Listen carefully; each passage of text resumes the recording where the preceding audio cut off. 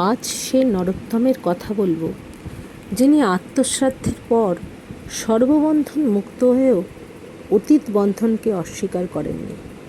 তিনি মহামানব বিবেকানন্দ, মানবতার সর্বোচ্চ শিখরে যার রোমাঞ্চকর বিজয় অভিযান, যিনি সংসারের কঠিনতম প্রশ্নকেও এড়িয়ে যাননি। তিনি বৈরাগ্য ও প্রেমকে আপন বিবেকের মধ্যে স্থান দিয়েছিলেন। গাজীপুরে অবস্থানকালে জনৈক প্রিয়জনের মৃত্যু সংবাদ পেয়ে সন্ন্যাসী বিবেকানন্দকে রোদন করতে দেখে একজন বললেন, সন্ন্যাসী হয়েও আপনি ক্রন্দন করছেন। এ ধরনের শোক প্রকাশ সন্ন্যাসীর পক্ষে অনুচিত।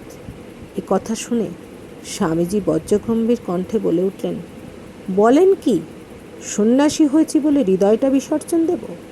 প্রকৃত সন্ন্যাসীর হৃদয় সাধারণ লোকের হৃদয় অপেক্ষা আরও বেশি কোমল হওয়া উচিত। হাজার হোক, আমরা মানুষ তো বটে।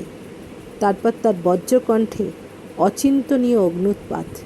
যে সন্ন্যাসের হৃদয় পাষাণ করতে উপদেশ দেয়, আমি সে সন্ন্যাস গ্রাহ্য করি না। মনুষ্যত্বের সার সত্যকে এমন অকুত ভয়ে স্বামীজি ছাড়া আর কেই বা ঘোষণা করতে পারেন?